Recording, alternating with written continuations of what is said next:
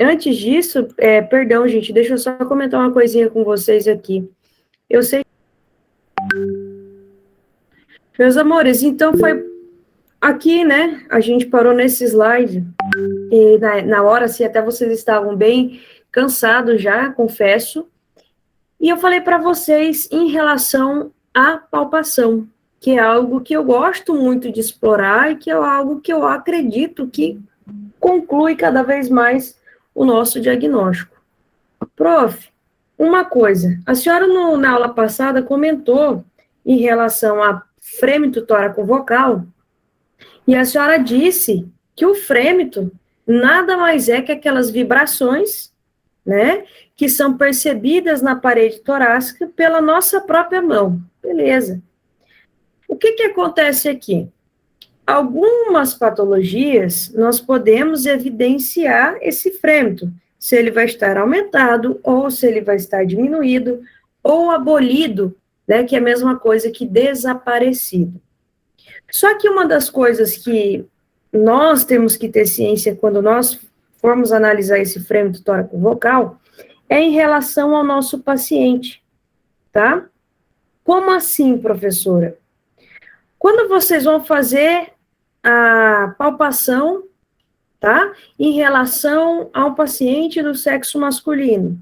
Quando vocês vão fazer a palpação referente a uma paciente do sexo feminino. Por que eu preciso saber disso? Vocês sabem que a intensidade em relação ao timbre de voz muda, ok? Quanto mais próximo ao ápex, é mais fácil de perceber. E quanto mais afastado da base do ápex, mais indo para a base, talvez dificulte um pouco mais. Mas tudo bem, isso são coisas que a prática vem trazer. Condições. Todo frêmito tóraco-vocal, todo, ele vai estar aumentado quando geralmente o meu paciente apresenta uma consolidação, ok? Prof, exemplo, consolidação a gente destaca um quadro pneumônico, consolidação a gente destaca até mesmo um infarto pulmonar. Ah, entendi. Mas e aí, professora? Quando ele está diminuído, estou dando só exemplos, tá bom? Diminuído. Ah, a gente vai pensar em algum processo obstrutivo, pode acontecer? Pode. Ou também a gente pode pensar processo obstrutivo a nível laríngeo, tá? Ou a gente vai pensar em derrame pleural? Sim. Ou a gente vai pensar em atelectasia? Podemos. Ou pneumotórax, ou enfisema. E aí que geralmente vocês se perguntam nessa hora. Mas o porquê, né? Mas o porquê? Mas o porquê?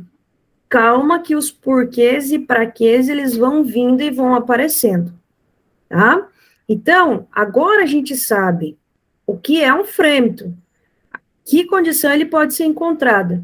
Quando a gente for comentar dos quadros patológicos, aí a gente vai falar, olha, galera, nesse caso aqui, quando você fala de uma consolidação, você tem um paciente que apresenta isso, isso, isso.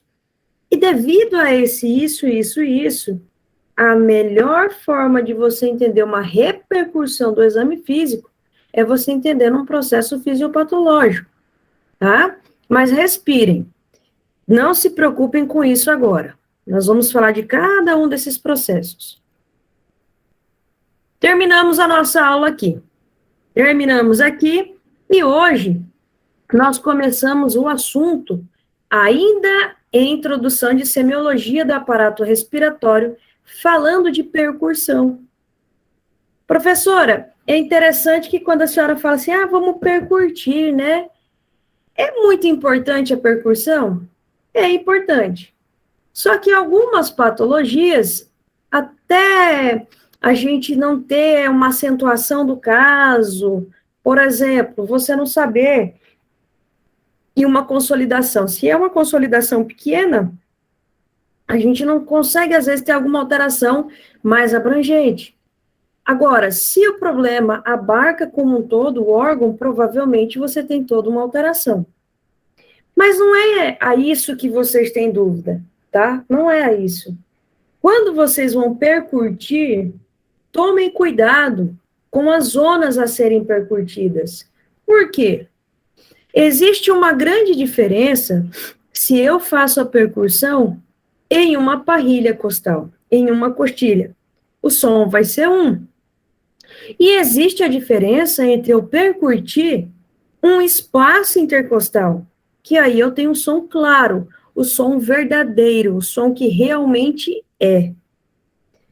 Mas por que a gente tem essa alteração de som, né? Um tem um som claro pulmonar, o outro tem uma maciçez, que é chamada de matidez, o outro tem uma submaciçez. Por que é isso, professora?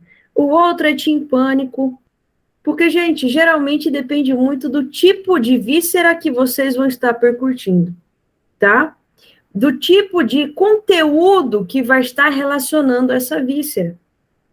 Por exemplo, os pulmões, eles são órgãos que a gente pode considerar como se fosse uma esponja, por assim dizer. Eles apresentam uma grande capacidade na sua elasticidade, porque eles vão ter que fazer a incursão pulmonar, né, o processo inspiratório e expiratório. E dentro dessas regiões, dessa cavidade pulmonar, a gente sabe que nós temos várias estruturas passando, e que é um órgão que nada mais faz do que a troca gasosa. Tá, então nós temos ar passando por ali. O fígado, ele já é um órgão mais maciço. O fígado é um órgão que a gente pode dizer que tem uma grande irrigação, ok? Então, ele é um órgão maciço. Ele é um órgão que a gente costuma dizer que é mais pesado, mais carbudo. Diferentemente do estômago. O estômago é um órgão oco, tá? Tanto que quando você for fazer a percussão em um paciente e ele tiver acabado de comer, vocês vão ver que tem a diferença percutória. Não que deixe de ser timpânico, porém o som não vai ser tão audível. Ah, entendi, professora. Mas o coração assemelha ao fígado por quê? Apesar do coração ser um órgão de cavidade oca, né, para entrada e saída do sangue, é um órgão que também tem uma constituição muscular bastante espessa. Porém, esse coração, ele não fica sem sangue dentro dessa cavidade. Então, mais ou menos, né, a gente diz que se assemelha ao som que é produzido pela percussão hepática. Ah, professor, eu entendi. Mais ou menos agora o que a senhora está querendo explicar. Olha como não é difícil. Quando vocês, né, viram no início a introdução semiológica, vocês viram que geralmente a percussão que mais utilizava era aquela famosa dígito digital, tá? Sem problema nenhum. Você pode fazer com seu indicador para com relação ao outro dedo indicador, e você pode percutir na zona interfalângica, da falange distal com a falange média. Pode, professora? Pode. Do jeito que ficar confortável para você. E geralmente o que a gente diz para os alunos é que vocês não precisam botar força na mão. Como? Não precisa? Não, gente. Tudo é questão de um movimento suave. Quando vocês vão percutir, vocês vão fazer isso aqui, ó. Pam, pam. Relaxa.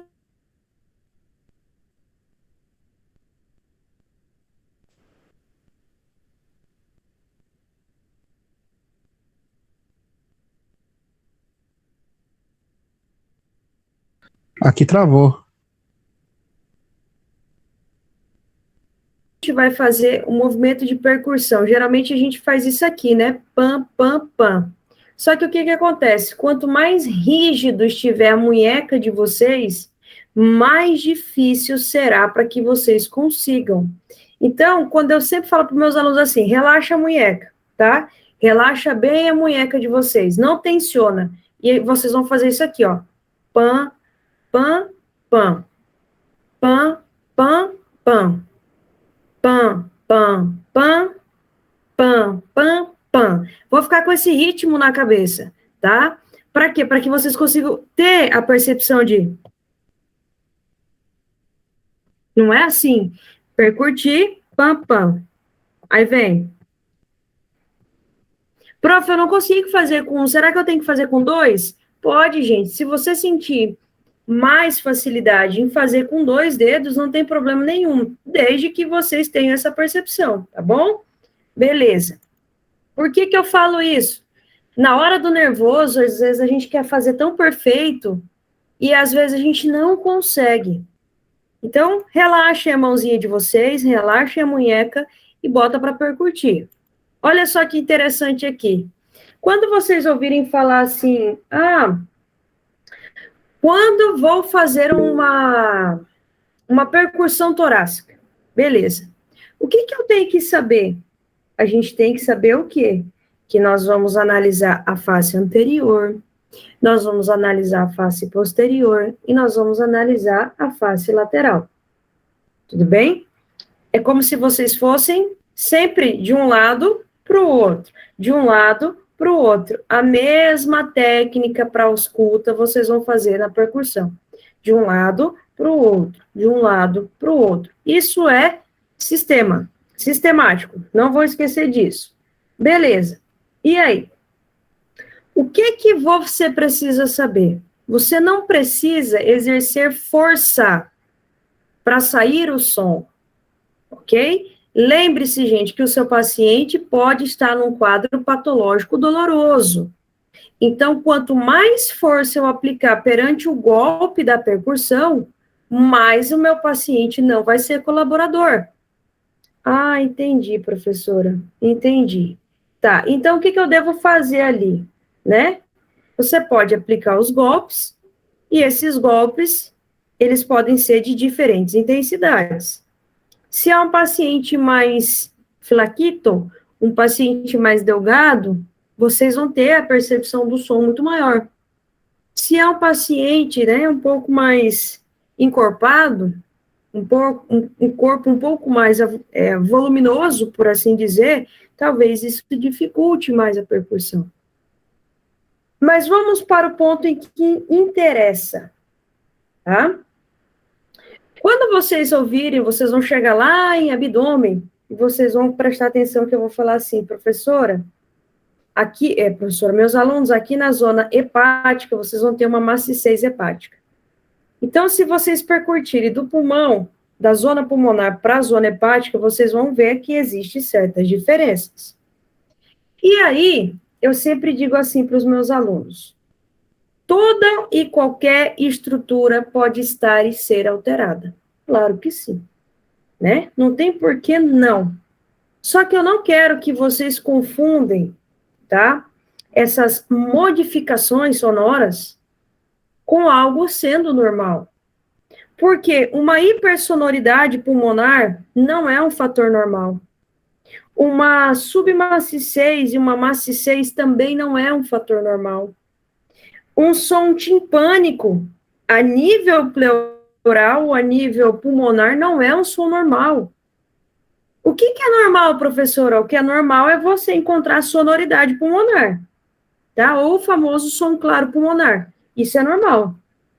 Tirando isso, nós já temos aí alteração percutória. O que é algo hipersonoro, professora? O que isso significa? Tá? Hipersonoro é quando você tem aí a percepção de um som claro. Dá um exemplo para mim, professora. Não confundam pato com ganso. Hipersonoro não é timpânico. Gravem isso na mente de vocês. Timpânico é uma coisa e hipersonoro é outra. Pega o dedinho. Se vocês terminaram de comer agora ou antes, percurtam a zona do estômago. Vocês vão escutar o que é algo timpânico. Pega alguém aí que esteja do seu lado, ou depois o seu filho, ou seu marido, ou sua esposa, e percurta a zona pulmonar. Como eles não têm patologia, vocês vão fazer a percepção do som. Prof, me dá um exemplo, ou por que eu tenho um pulmão hipersonoro? Gente, todo e qualquer pulmão hipersonoro é porque você vai ter um aumento de ar. Na onde, professora? Nos alvéolos, meus amores. Cada vez mais que esses alvéolos eles ficarem distendidos ou dilatados pelo acúmulo de ar, você tem um hipersonoro. É a mesma coisa que um balão. Se você encher um balão, a cada etapa do enchimento do balão, ele vai ter um som. Então, pega um balão mais ou menos murcho e bate, percute, é um som. Pega um balão bem cheio, ele vai fazer bum, bum, bum, né? Você já tem um outro som.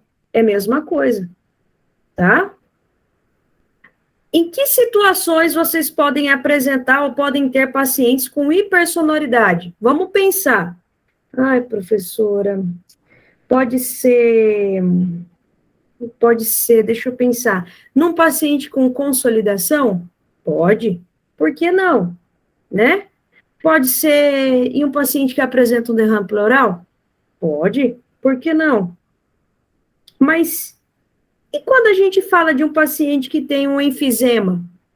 Ou e quando a gente fala de um paciente que tem EPOC? Calma, respire, e já vamos chegar.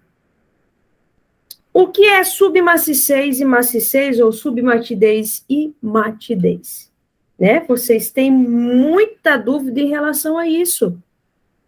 Gente, uma das coisas que vocês têm que saber, nessa parte, tá? De submaciez e maciez, se na hipersonoridade eu tenho um aumento do ar, aqui eu vou ter o quê, professora? Uma diminuição ou um desaparecimento.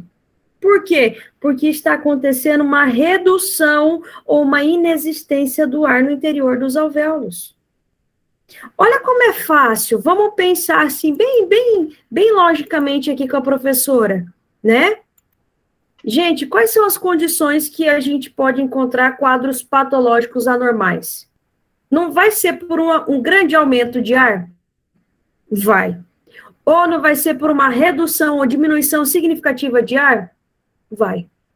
Então, é exatamente nessas duas condições em que vocês vão encontrar alteração percutória.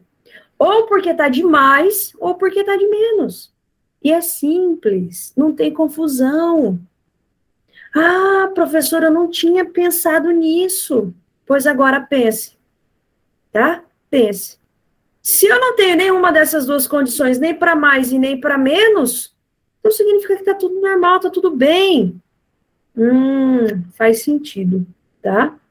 A Natasha disse ali, né, em relação às unhas, infelizmente, as minhas alunas que gostam de alongamento, como é que fala esses...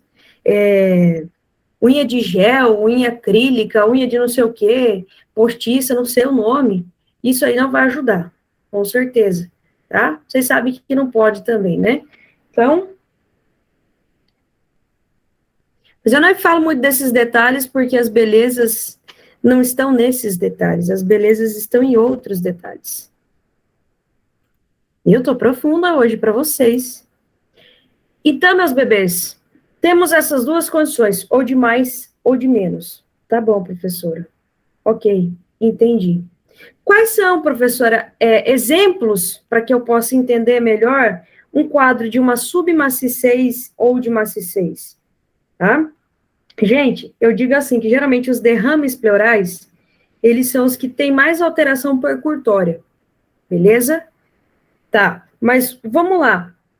Aonde eu posso encontrar essa maciez e essa submatidez? Pneumonia, você pode encontrar. Tuberculose, você pode encontrar. Infarto pulmonar, você pode encontrar. Neoplasia, você pode encontrar. Porém, só é perceptível e a gente só consegue fazer um diagnóstico através da percussão quando essas lesões, elas são de grande extensão.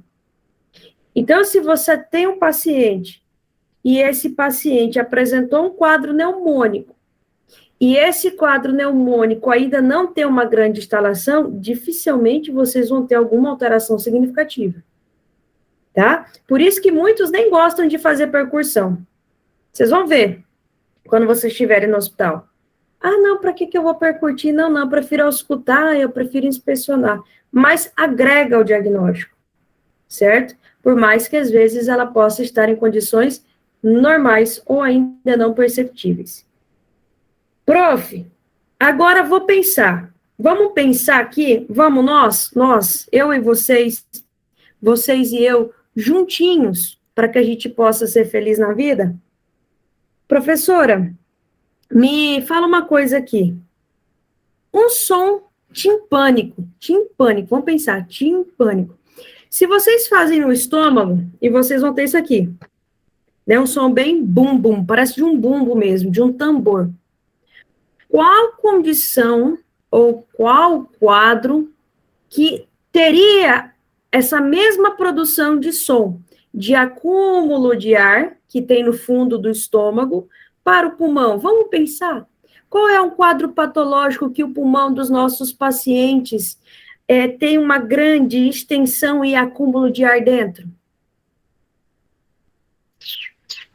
Como é o nome? Por favor, alguém.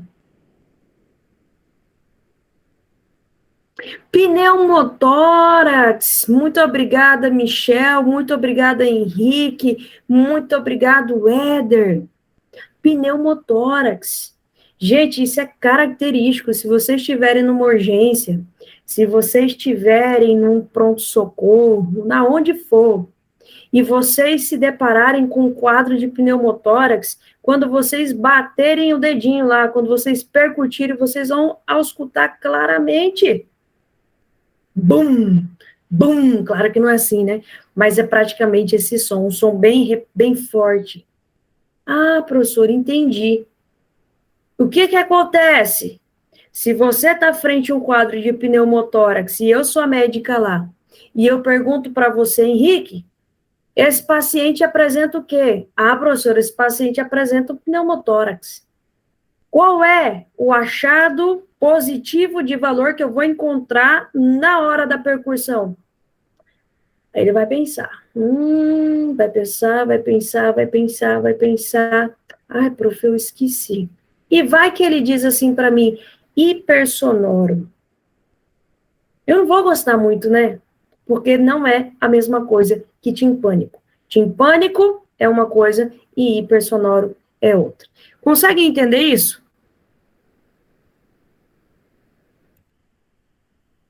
Ou não? Sim? Sim, então no caso é hipertipânico, né? Oi, meu amor, no caso é o quê? Hipertimpânico. Num pneumotórax é timpânico, né? Mas você pode comentar hipertimpânico? Pode, porém, não confunda com hipersonoridade. Tá? Então, doutora, hipersonalidade e hipertimpânico são diferentes. Com certeza. O que eu disse no começo da aula, não confundam pato com ganso. Hipersonoridade é uma coisa, timpanismo é outra. Certo? Qual que é a diferença, doutor? Qual que é a diferença? Vamos pensar. Quando eu falo assim para você, é hipersonoro, você vai ter o quê? Você vai ter uma percussão clara. Professora, como assim clara? Ela é intensa. Tá? Ah, professora, eu não entendi ainda. Toda característica de uma hipersonoridade, vocês vão ter um aumento de ar nos alvéolos. Ok? É tipo a do estômago, doutor? Aí é que tá, meu amorzinho. Olha para a prof aqui. Eu falo meu amorzinho, não importa se você tem namorado ou não. Meus alunos são todos meus amores, tá? Presta atenção. Quando eu falo para você hipersonoro, eu estou falando que eu tenho grande quantidade de ar na cavidade alveolar, tá? O que é igual do estômago é uma característica o quê? Timpânica. E qual é uma condição que eu tenho timpânico? Eu tenho no pneumotórax. Porque qual que é a diferença de um enfisema para um pneumotórax? Quem consegue me falar aqui, facinho, rapidinho? O enfisema tem uma parte do pulmão que está necrosada, não é isso, doutor? No enfisema você tem o quê? Um agrandamento alveolar, não tem? Sim. Tá, beleza. E o que acontece no pneumotórax? O problema está onde? está na sua cavidade pleural, está no seu espaço pleural. Entendeu? Então seria mais superficial, é isso? Isso, vamos colocar nesse ponto, como se o timpânico fosse mais superficial. Porém, se você tem um paciente que tem uma TBC, uma caverna gigante, você já viram cavernação tuberculosa? Não. Tá. Quando ele tem uma caverna gigante, assim, ó, como se fosse assim, ó, deixa eu falar para você, desse tamanho, né? Você tem um pulmão aqui, ele tem uma cavernação desse tamanho. Essa caverna ou essa cavitação, ela vai ficando superficial. Só que chega um ponto que ela está em tão contato com a pleura que ela passa a ser timpânica. Entende? Deixa eu ver se eu acho aqui, e que eu não sei se eu vou achar, só um pouquinho para vocês entenderem melhor.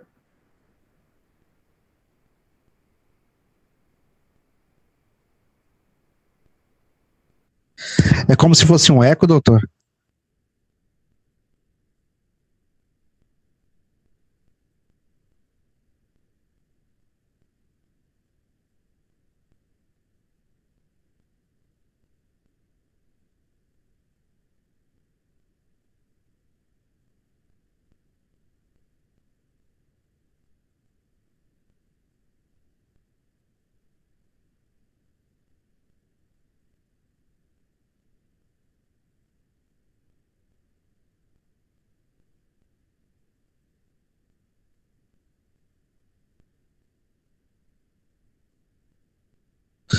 Travou, né? Algo hipersonoro para algo timpânico. O que eu preciso que vocês façam? Vocês sabem que, vou dar um exemplo bem besta aqui, mas um besta que tem resultado. Vocês conhecem instrumento de percussão, certo? Bateria, Sim. tambor, dadadã, cada um não tem um som? Sim, professor. Cada um tem um som, huh? Isso, cada um tem um som. Aqui nós temos sons parecidos, tá? Mas o que eu preciso que você enfatize, o que vocês enfatizem? Em um quadro hipersonoro, é como se você pegasse um balão, inflasse esse balão, tá? Você vai ter o quê? Uma grande concentração de ar naquela cavidade, ou seja, melhor dizendo, no alvéolo. Isso vai trazer um som hipersonoro. É como se você tivesse a sonoridade pulmonar normal aumentada 30 vezes. Já num timpânico, é o mesmo som que vocês vão auscultar no estômago. E isso geralmente é em quadro de pneumotórax.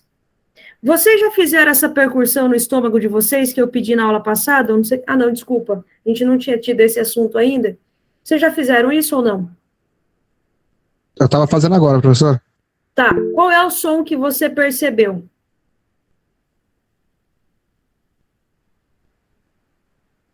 Professor, ele é mais alto, ele é tipo meio oco.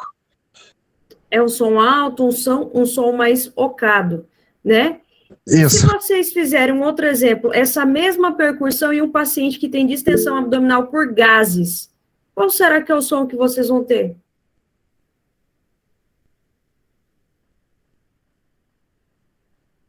Pega vocês aí, quando vocês estão com a barriga assim, ai, meu Deus, tá me doendo, parece que eu tenho um monte de gases. Faz lá, bom, bom, bom. Vocês acham que ele vai assemelhar mais um timpânico ou um hipersonoro? Timpânico, professor. Isso vai assemelhar mais a um som hipertimpânico, tá? Porque a única coisa que é fácil de vocês diferenciar esse som é pegando um paciente com enfisema e pegando um paciente com pneumotórax. Enfisema hipersonoro, pneumotórax, nós vamos ter timpanismo. Problema no enfisema está relacionado a que área? Alveolar. Problema relacionado a pneumotórax está relacionado a que área? Pleural, tá? Então, por isso que os sons são diferentes. O ruim é a gente achar um paciente com pneumotórax, enfisematoso é mais fácil, né? Agora, com pneumotórax é difícil. Oi? Eu quero entender um pouquinho melhor sobre a diferença entre timpânico e hipertimpânico. O timpânico seria do estômago, e o hipertimpânico seria com o estômago com gases, é isso? Calma. Quando você fala assim, hipertimpânico, a gente não vai usar esse termo aqui em respiratório, tá? Eu acho que é isso que eu estou confundindo, os termos.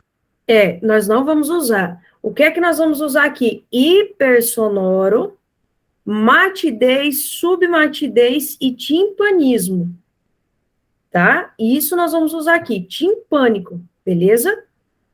Porque senão, gente, o que é que acontece? O mesmo que o Tomé está fazendo, vocês vão fazer, confundindo hipersonoro com hipertimpânico. Não tem nada a ver. Tá? Nós não vamos usar esse termo aqui, para vocês não pilharem a mente. Entendeu?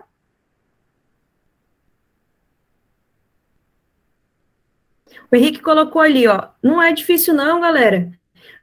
O Henrique colocou ali, mate, ausência de ar. Sonoro, presença de ar.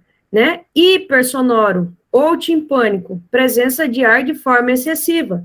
Perfeito essa classificação. Só não distingue se é alveolar ou se é pleural.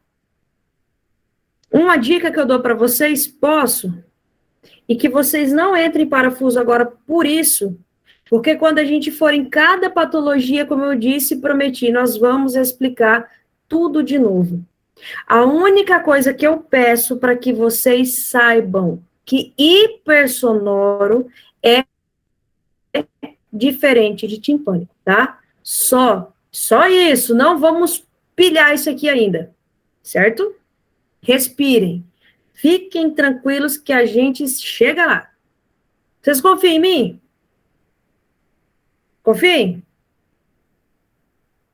Pode confiar. Pronto? Sim, claro. Então, respira aí, senão daqui a pouco quem vai estar timpânico é vocês. Tem muito tempo para aprender, muita coisa para ver. Fiquem tranquilos. A gente podia... Vou começar a achar uns pacientes na rua e vou gravar uns vídeos para vocês. Quem sabe assim ajuda, né? Agora, Tomé, eu vou fazer uma pergunta para você, meu coração. Em que lugar ou em que parte você pode usar hipertimpânico?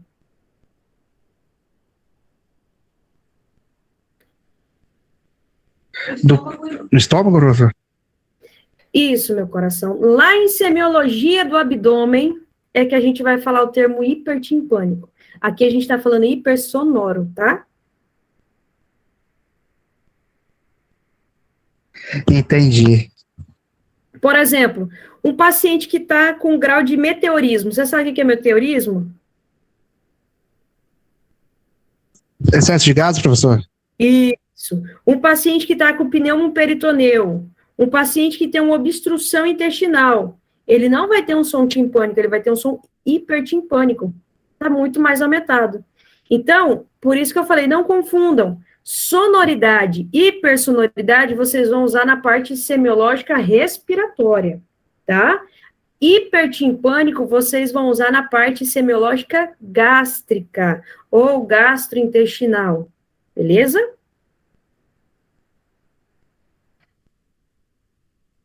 Se vocês ouvirem no hospital um médico dizer assim, o pulmão do fulano tá hipertimpânico, e ele querer dizer que é a mesma coisa que hipersonoro, ele tá doido. Porque não se usa esse termo, essa expressão para a parte de semiologia respiratória, tá? Só usa para a parte abdominal. Certo? Ficou mais claro agora? Olha como é que é simples. Posso fazer essa simplicidade acontecer? Se o seu pulmãozinho, Kelly e Cálita, ou Michel, na sua percussão normal, ele tem um som claro pulmonar, ele tem uma sonoridade pulmonar, na alteração ele tem para mais uma hipersonoridade, tá? Nós só pegamos o exemplo timpânico do fundo gástrico para expressar uma condição de um som conhecido como timpânico. Aonde vocês vão encontrar? No pneumotórax. Beleza. Chega na parte lá do estômago, lá das patologias gástricas. Você não vai dizer que uma asa intestinal é hipersonora, porque essa asa intestinal não tem alvéolo, né? Então, ela vai ser hiper para mais do que um som timpânico. Entendido? Foi? Entrou?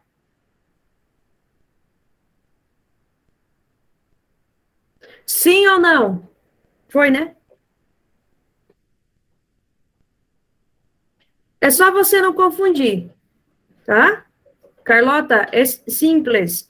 Hipersonoridad, ahora, en la parte de semiología, en que estamos empezando, vamos a utilizar.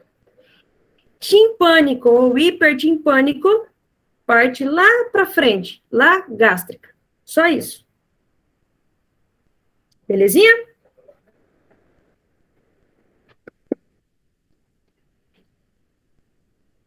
É só vocês não quererem atropelar as coisas que no final dá tudo certo, tá?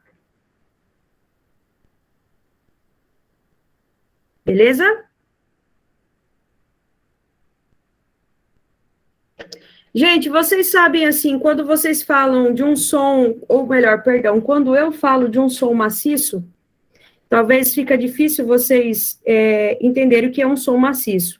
Um som maciço é um som que você bate, por exemplo, na cabeceira de uma cama, na parede, faz aí, bate na parede, isso é um som maciço, tá? Ou quando você bate num bloco de madeira, no pulmão, né? Professora, como é que eu posso assemelhar o som de um pulmão? Ou um som pulmonar? Num colchão com mola, ou em caixas que tem o isopor, tá bom que esses exemplos são lá além, mas assim que eu aprendi, tá? Ou se você pegar, por exemplo, um livro grosso em cima da mesa, tá? Isso aí é um som pulmonar. Um som timpânico é uma caixa vazia, é um tambor. Essas coisas aí vocês têm que começar a fazer igual eu, quando eu estudava sêmio, eu era meia doida. Mas eu só quero que vocês saibam que hipertimpânico não pertence a essa zona. Fechou? Vamos considerar essa informação válida e muito importante?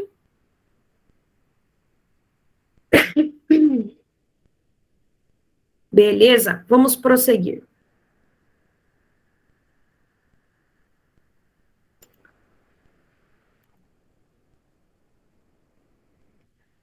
Tá. Aí vem aqui, né, para aqueles que têm dificuldade, já até mesmo tirei do livro, coloquei aqui no slide, nem passei essa página aqui para vocês não ficarem lendo e se confundindo com as coisas. Gente, só quero que vocês vejam isso aqui para mim. Mamãe pede um único favor aos filhos que ela ama tanto, que são esses alunos do sexto E e F. As modificações possíveis de serem encontradas são, nós estamos falando de tórax, hipersonoridade pulmonar, submaciez, maciez e timpânico. Não tem hipertimpânico, tá? Isso é literatura, gente. Isso é livro. É coisas que não tem como fugir. Ficou claro agora para vocês? Mais ainda?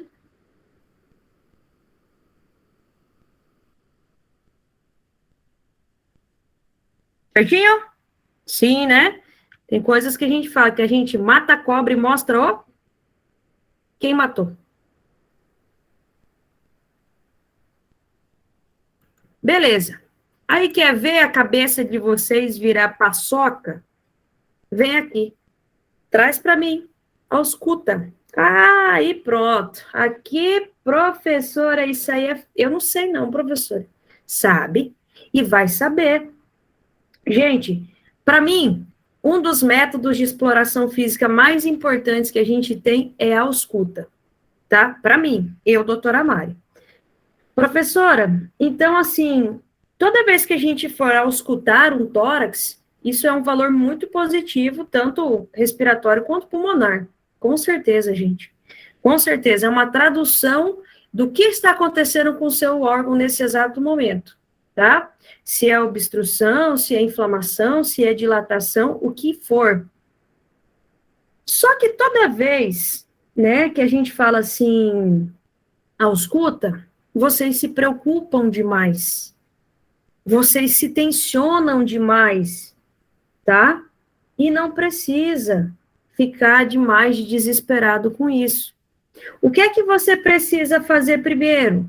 Primeira coisa que vocês precisam fazer é dizer ao paciente, olha, fulano, eu preciso examinar a senhora, eu preciso te auscultar para ver, né, o que está acontecendo. Se eu for fazer uma ausculta por cima da roupa, vai dar alterado? Vai. Se é um homem, é mais fácil, mulher já é uma questão mais complicada. Mas você não precisa tirar a camiseta do seu paciente ou da sua paciente. Coloque o esteto por baixo, a campana, sem problema algum. E evite o máximo possível o roce com a parte, né, da parede torácica, porque senão você vai ter outro som. Beleza. Prof, e aí? Como é que eu faço aqui, né, para que eu consiga um melhor achado? O que a gente vai fazer? Uma auscultação anterior, posterior e lateral, tá? Isso nós vamos fazer. Então, nós vamos pedir para que o nosso paciente inspire e expire. Inspire e expire, mesmo que isso for 10, 15, 20 vezes. Se ele estiver com um comprometimento muito grande, vai dificultar esse processo, que ele não vai conseguir inspirar e expirar várias vezes. Mas tá. O que vocês têm que entender? Todo órgão, ele tem um som normal, tá? Ele tem um som normal. Quais são os sons normais? Um som traqueal, tá? O que a gente chama de respiração brônquica, ou respiração brônquica e respiração brônquica. Respiração broncovesicular, o próprio murmúrio vesicular. Isso vocês já devem, com certeza, terem escutado alguma vez na vida de vocês, né? Aí vocês me perguntam o seguinte, professora, todos os sons, eles são audíveis, tanto na inspiração quanto na expiração? Sim. Os sons normais, sim. Existem características que eu já falo patológicas, que é mais inspiratória e outros mais expiratória. Mas tá bom. Antes disso, eu preciso fazer uma pergunta, tá? Uma pergunta bem simples. O que é murmúrio vesicular? O que é o murmúrio vesicular?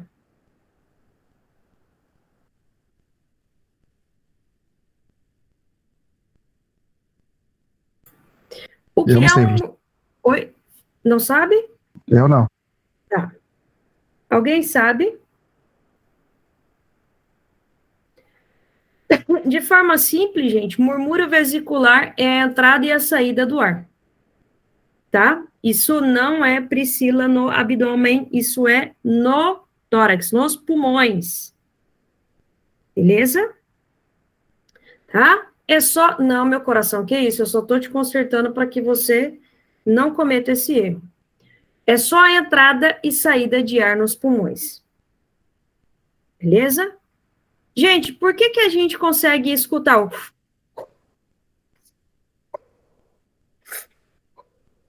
Que é esse som, é o murmúrio vesicular. Por que eu consigo fazer essa interpretação? Porque você tem o ar que entra, esse mesmo ar que entra é um ar que choca, né, na bifurcação dos brônquios, passa lá brônquios, bronquíolos terminais, né, vai para os alvéolos, vice-versa, e ele volta. Então, a entrada e a saída, sem problema nenhum.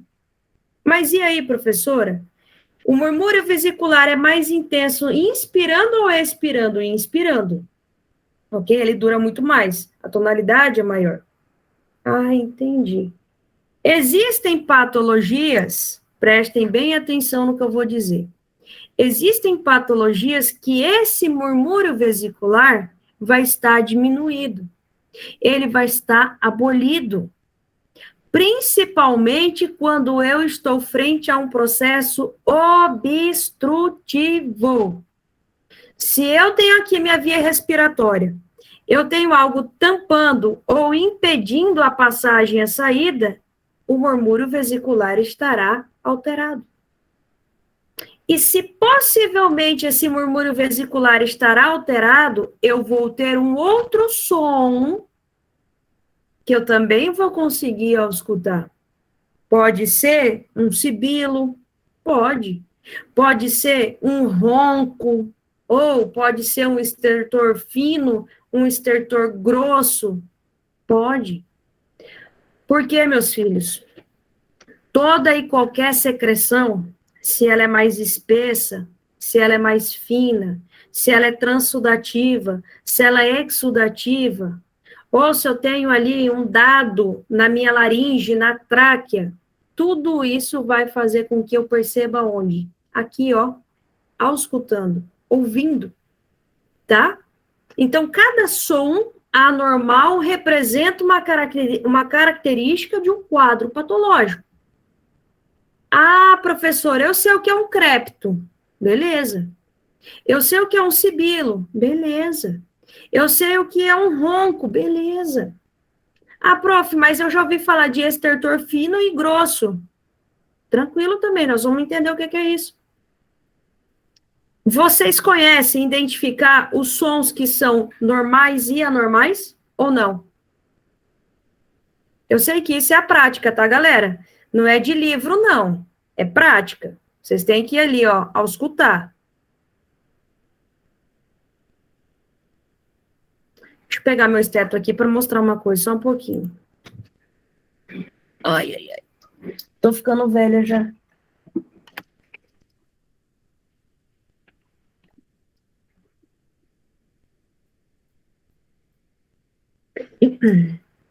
A academia tá judiando da prova.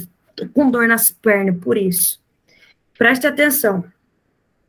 Quando vocês pegarem o esteto de vocês, muitos sabem que existe uma parte que ela é mais ressaltada e a outra nem tanto, certo? Isso aqui não é à toa. Beleza. Vocês vão colocar, tá? E quando vocês sentirem uma dificuldade, vocês estiverem num lugar muito barulhento, vocês vão fazer isso aqui, ó. Trazer ele e apertar bem aqui para auscultar mais. Vai fechar o olho. E concentra naquilo que...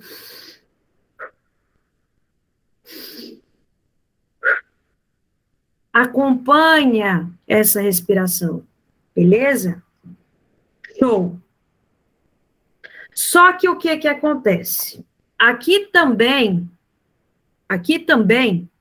existem coisas que podem estar um pouquinho alteradas e existem coisas que podem estar mais alteradas. Como eu digo, gente, todo o quadro patológico, se é de início, geralmente eu não tenho grandes diferenças. Se eu tenho um paciente com uma crise asmática, vocês escutam lá fora, lá na porta.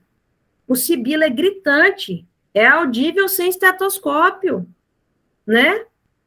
Se eu tenho um pulmão que está encharcado e o paciente fica... parece que ele está engasgado, ou parece não, ele está tendo uma sensação de engasgo, por quê? Pela quantidade de secreção. Então, tem coisas que vocês não vão nem precisar do esteto. E tem coisas que você fala assim, ah, é pneumonia. Esse camarada aí tem crepitação. Certeza que ele tem crepitação. Ah, é asma não, ele tem sibilo, é bronquite, ele tem ronco e sibilo, tá? Então, a gente vai entender passo a passo.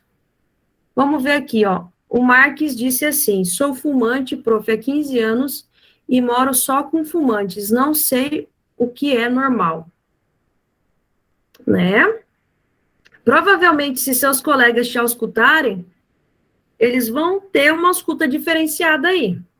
Porque todo fumante não tem uma ausculta normal. Todo fumante tem uma característica importante. E isso, Natasha, tem som que é normal e tem som que é anormal, perfeito. Vamos lá. Vamos lá, estão preparados? A delegada passou algo muito bacana, viu? Adriane, você passou para os seus colegas, né?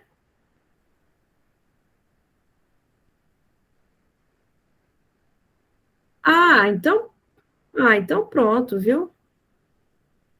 Semestre que vem eu vou convidar vocês, a gente vai achar um hospital ou algum lugar e a gente vai fazer uns atendimentos, só para vocês observarem na prática, tá? Vou até ver com a doutora Fernanda se a gente vai conseguir fazer isso. Bom, vamos lá. Gente, prestem bem atenção. Primeira coisa que vocês vão observar é se tem alteração ou não do murmúrio vesicular. Primeira coisa. Prof, eu auscultei meu paciente e ele tá diminuído. Ou eu não ausculto o murmúrio vesicular. Isso é normal? Pode acontecer? Pode. Quanto mais líquido, quanto mais ar vocês tiverem, ou quanto mais a pleura estiver espessa, mais vai dificultar a percepção do murmúrio vesicular. Ah, entendi, professora. Entendi.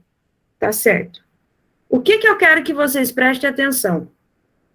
Quando vocês têm um paciente que ele tem, né, uma alteração do murmúrio vesicular, ou que ele tem uma alteração da sua fase expiratória, isso aí vocês já vão crescer o olho. Porque geralmente o murmúrio vesicular a gente ausculta muito mais na fase inspiratória e em toda a região torácica, tá? Tá bom, professora? Isso eu entendi. Vamos olhar aqui uma coisinha para vocês compreenderem mais. Esse gráfico, gente, é um gráfico que, para muitos, pode ser meio complexo, porém não. Olha lá, um murmúrio vesicular. Então, nós temos aqui, né, o murmúrio vesicular na sua fase inspiratória. Então, a inspiração é mais longa que a expiração. E vale ressaltar que nós não temos intervalos entre o processo inspiratório e entre o processo expiratório. Tá? Ah, professora, eu entendi. Beleza, isso é simples. Prof, o que eu preciso lembrar agora? Vocês só precisam lembrar para mim que eu disse que esse murmúrio vai estar diminuído ou abolido por vários processos. Mas sempre que vocês tiverem um paciente que tem acúmulo de ar, líquido ou espessamento pleural, ele sempre vai estar diminuído, porque vai ser difícil a propagação do som, correto? Perfeito.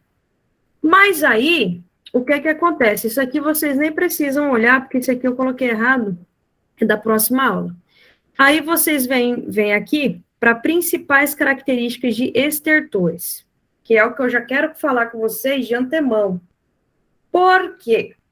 Não adianta eu falar assim para vocês, meus amores, nós temos sibilo, nós temos crepitância, nós temos estridor, não adianta. Nós temos atrito pleural, porque esses sons são claros, vocês sabem o que é. Só que, às vezes, a literatura vai trazer para vocês sons que são anormais e que são descontínuos, que é o que a gente chama de estertores, tá? Prof, a senhora pode me explicar melhor o que acontece? Posso? Olha só, um estertor fino, geralmente você vai auscultar no final da inspiração. Um estertor grosso, você ausculta do início da inspiração e toda a expiração. O fino, ele não se altera com a tosse. Já o grosso, ele altera. Tá? Pode ser que você não entendeu nada, fica calmo. O fino, ele, em relação ao paciente, a posição do paciente, modificam se ou são abolidos. Paciente sentado, paciente deitado. O grosso, não. E fino, geralmente a gente escuta em base pulmonar, e os grossos a gente escuta em todas as áreas do tórax. Beleza, professora. Mas e aí, professora? O que a senhora pode me dizer? Se você pegar um cabelo, e um chumacinho de cabelo, e você pegar esse cabelo e vai atritar um com o outro, tá? Você vai colocar do lado do seu ouvido aí, vai fazer um atrito. Isso é um estertor fino. Por que fino? Porque ele tem uma frequência alta e duração curta. Ah, tá. Vocês conhecem velcro? O que fecha a roupa, né? Ou prega outras coisas? Velcro. Se você abrir e fechar um velcro, isso é um estertor fino. É um barulho fino. Ou seja, um barulho de uma frequência alta e duração curta. Ah, entendi, professora. E a gente geralmente vai ouvir esse tipo de barulho em base. Se eu pegar algo que é grosso, olha lá, a denominação grosso é por quê? Porque eles têm uma frequência menor e uma duração maior. Prof, eu não entendi muito. A senhora pode me explicar? Pode? Posso. Quando você tem um estertor grosso, depende muito, gente, do tipo de secreção, tá? Toda e qualquer secreção que ela for mais viscosa, toda e qualquer secreção que ela é mais espessa, você vai ter esse tipo de estertor que é grosso. Então, aonde você vai ter um paciente que vai ter um estertor grosso? Pacientes com bronquites, pacientes com bronquiectasia, geralmente a gente encontra, tá? Isso eu quero que vocês saibam. O exemplo que eu dei para vocês do cabelo, tá? Se você pegar um fio de cabelo e você fizer o roce, né? Ou aqui no seu ouvido e frotar ou esfregar, por assim dizer, melhor, isso é um som que é característico do quê? Do que, professora? Estertor fino. É um estertor fino. É um estertor fino. Ah, professora, eu entendi. Mas e por que eu preciso saber dessas diferenças? Porque isso depende do quadro patológico do seu paciente. Quer ver uma diferença, Tomé, que é clara, quando você diz assim, um atrito pleural. O que é atrito? O que é um atrito?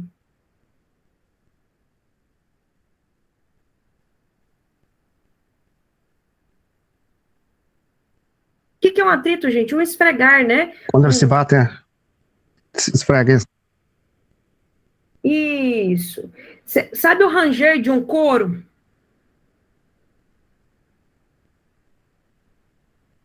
Isso é um atrito. Quer ver um exemplo que eu vou fazer para vocês? Eu quero que vocês façam aí.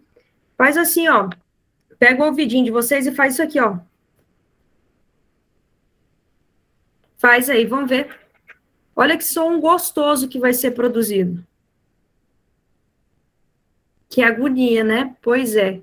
Isso é a mesma coisa que você vai ter a percepção no paciente que tem uma pleurite, né? Ele tem um roce da pleura parietal com a pleura visceral.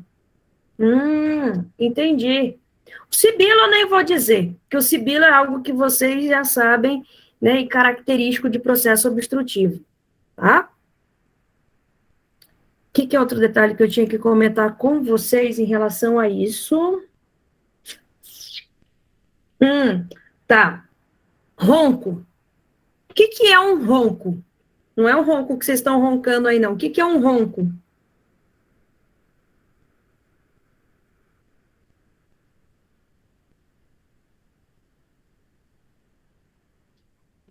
O que é um ronco?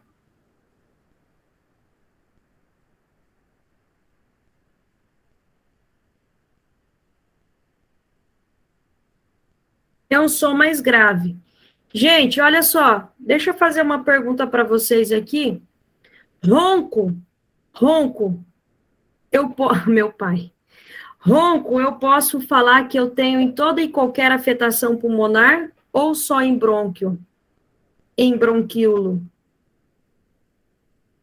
Se eu tenho um paciente com uma pneumonia, eu posso ter um ronco? Pode. Pode, mas geralmente ronco se dá em obstrução bronquial. Então, ronco você escuta em asma, ronco você escuta em bronquite, ronco você escuta em bronquiectasia, ou até uma bronconeumonia você pode escutar, tá? Essas diferenças iniciais que eu quero que vocês prestem atenção. E sempre deem valor àquilo que vocês escutem. Ah, não, professor, isso é coisa da minha cabeça, eu tô ficando louca. Não tem nada disso. Tem sim, confia em você. Presta, vai em base, analisa as bases, vai no Apex, se precisar, vai de Apex a base outra vez, não tem pressa. O importante é vocês conseguirem achar alguma alteração. Por quê?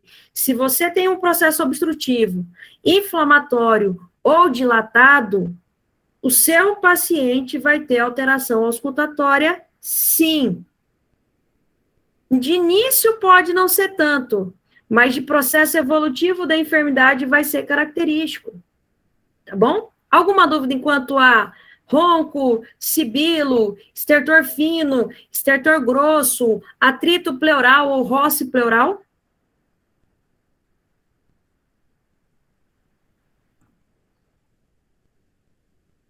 Sim ou não?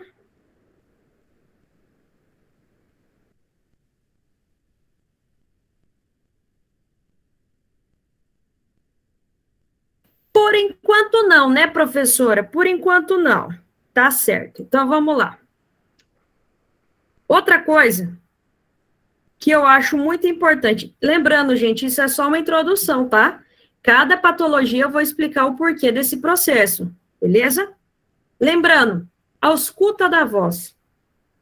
É muito importante também você auscultar a voz do seu paciente. Como assim, professora? Na auscultação? Se você vai lá e ausculta a voz falada ou uma voz cochicheada, isso dá diferença? Dá sim. Fala para o seu paciente, fala 33. Isso não é só para vibração, não, viu? Para frêmito, para ausculta. 33, ele vai falando. 33, e vocês estão indo com o estetoscópio. De ápex a base. Perfeito. E vai comparando esquerdo com direito, direito com esquerdo. Direita, beleza. Show.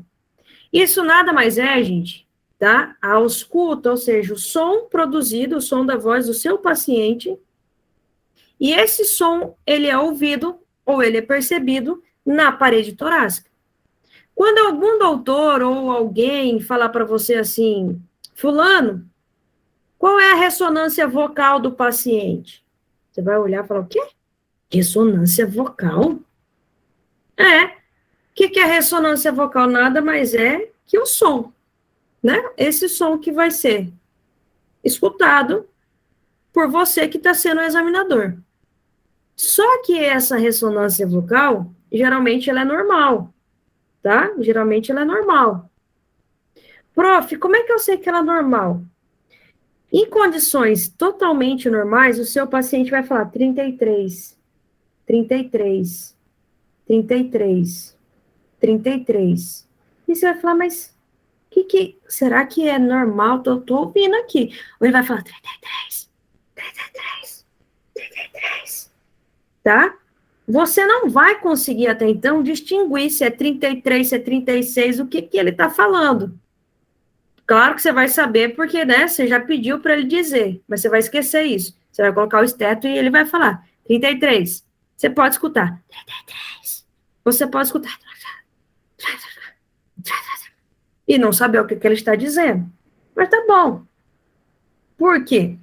O seu parênquima, gente, pulmonar, normal, presta atenção no que eu estou dizendo, normal, ele absorve muito componente sonoro, tá? Mas quando vocês têm alguma alteração, como uma pneumonia, um infarto pulmonar, o que acontece? A transmissão desse som, ela é fluida. Isso significa que facilita. Ah, professor, então quando eu escuto a voz ou a palavra mais nítida, significa que o meu paciente pode ter secreção? Com certeza. Por isso que fica mais fácil de eu perceber essa ressonância vocal. Entendi. Beleza. Toda vez que eu vou perceber a ressonância vocal, ela melhora ou mais intensa sempre em ápex do que base. Por quê, gente? Pela laringe está mais superior do que inferior, porque o som, até propagar e chegar na base, ele vai ser já um som mais fraco, tá? Então, existem essas diferenças. Prof, mas me fala uma coisa aqui. O que mais eu preciso saber? Se você pegar paciente, por exemplo, um homem, ou você vai pegar e atender uma mulher, ou você vai atender uma criança, isso faz alteração? Muda? Muda. O homem geralmente fala mais forte, a mulher mais fina, a criança também, tá? Agora, se a criança gritar, você escuta até do outro lado, até sem esteto, beleza? Vocês vão ver isso em pediatria. O que eu preciso que vocês saibam aqui? Eu preciso que vocês saibam que a gente utiliza muito o termo conhecido como broncofonia, tá? O que é isso, professora? Broncofonia é toda vez que você tem um paciente que apresenta um processo infeccioso, né? Um processo inflamatório. Isso pode ser na cavidade ou pericavitário, e você vai ter o processo de broncofonia. Então, você vai ter um aumento. Olha como que é interessante. Quando você tem um paciente que ele tem uma atelectasia, né? De repente, o pulmão dele fez o quê? O pulmão dele atelectásico por uma obstrução. Isso vai fazer o quê, professora? Isso vai fazer uma diminuição na ressonância vocal. Fato. Ah, entendi, professora. E o que mais, professora? Você pode ter, gente, escutar nítido, né? Nítido sem problema nenhum. Você 33, você escuta o 33 perfeito. Isso é o que a gente chama de pectorilóquia pectorilóquia fônica, né? Quando você tem a voz, isso é pectorilóquia afônica. É uma voz mais sussurrada, você não consegue identificar direito. Entendi. Tá? Já vocês vão saber. Aí tem exemplos de diminuído e aumentado. Agora, o que é claro que eu digo assim, característico é egofonia, tá? Igual paciente com pneumonia, ele sempre vai ter pectorilóquia. Egofonia. Egofonia, gente, vocês vão ver que parece que o paciente está falando com o nariz. Não, 33. E aquela voz metalizada. Nossa, que voz diferente, né? Parece uma cabra lá, né? Berrando, não, acho que é berrando que fala. Parece uma cabra falando. Isso é egofonia, tá? Prof, como é que eu vou ter... Que paciente que pode apresentar uma egofonia? Derrame pleural, tá? Condensação pulmonar. O que vocês precisam saber daqui? Tanto a diminuição quanto o aumento eu preciso avaliar, tá? Aumento, lembra de pneumonia, lembra de neoplasia. E diminuição, lembra, quanto mais grosso, você tem lá pleura, espessamento de pleura, derrame pleural, pneumotórax, tá? Mas isso aqui, egofonia, é algo que vocês não vão esquecer nunca na vida. Também depois dessa voz horrível que eu fiz para vocês aí. Até aí, alguma dificuldade? Você fala 33, gente, mas 33, você pode falar outras coisas, tá? Mas geralmente é 33. Quer ver se pedir para uma criança, ela não vai falar 33. Fala assim, fala para a tia 33. Fala para a tia 33. Fala bala. Bala. Bala. São palavras que são fortes, né? Sílabas fortes. 33. Bala. Tá? Qualquer coisa. Mas pediatria, vocês vão ver que isso aí, ai, Jesus amado, é uma lástima. Porque parece que tem injeção, que tem agulha no estetoscópio. Criança tem pavor disso aqui, eu não sei por quê. Beleza? Desculpe a expressão da minha voz, né? Mas a gente tem que fazer exemplos para que vocês possam entender. Professor, Oi. e quando a pessoa tem um biotipo, quando a pessoa é muito gorda, dificulta? Não, meu coração, porque aqui o que importa é o timbre da voz, né? Para um homem, independente se ele é gordo ou magro, geralmente ele tem uma voz muito mais ressaltada que as mulheres. Então, isso aí talvez faça uma percepção melhor em base, né? Mas a mulher, se tem uma vozinha mais fina, uma criança, talvez lá em base vai ser mais dificultoso essa ausculta. Você fala em relação à gordura pela não propagação do som, isso? Pela ausculta em geral, tanto o som quanto o do exemplo anterior. Pacientes que são bem obesos, tá? Que já tem uma obesidade mórbida, esses pacientes, a gente tem uma exploração física mais minuciosa e detalhada. Por quê? Fato que a camada de gordura, ela talvez impossibilite uma melhor audição ou uma melhor exploração, por assim dizer. Porém, se seu paciente ele tiver com comprometimento, independente do quadro patológico, e se essa lesão for muito grande, não tem como a gente não auscultar, tá? É mais dificultoso, porém dá. Você sabe o que eu falo para vocês que seria interessante? Ó, quando vocês tiverem oportunidade de de estar com um paciente que tem insuficiência cardíaca. Um paciente com insuficiência cardíaca, vocês conseguem explorar tanto a parte respiratória quanto a parte cardíaca, tá bom? Às vezes vocês vão ter, né, vão conseguir auscultar o que seria um sopro sistólico, telediastólico, mesosistólico, não importa. E também, geralmente, vem acompanhado, em alguns casos, de derrame pleural. Então, eu digo ao paciente combo que vocês conseguem explorar todos os aparatos e sistemas. Tá? Alguma dúvida enquanto a isso? Não, meus exemplos são, ainda bem que eu não imitei a cabra aqui, né? Porque senão ia ficar linda a minha aula. Mas se você não quiser falar 33, pode falar outra palavra, viu? Se você não tem afinidade com 33. Beleza? É tão gostoso estudar semiologia, o problema é que é muita coisa, né? Bom, eu coloquei aqui para vocês, tá, algumas alterações no exame de tórax em várias condições clínicas. Professora, eu preciso decorar isso aqui agora? Talvez isso aqui vai ser mais um resumo para quando vocês forem estudar lá para uma prática ou para alguma outra coisa, tá? Mas não preciso que vocês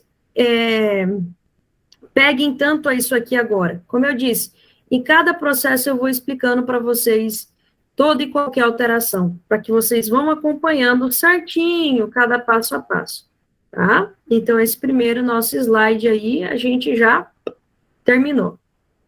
Agora vem a parte boa da nossa história. Agora sim, a gente vai começar com as patologias. Deixa eu só abrir aqui. Alguma dúvida por enquanto?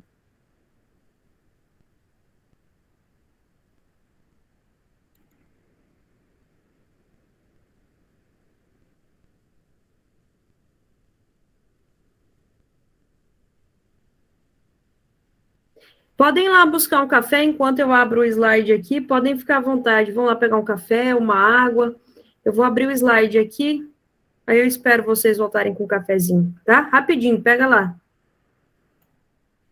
Traz um para mim também, por favor.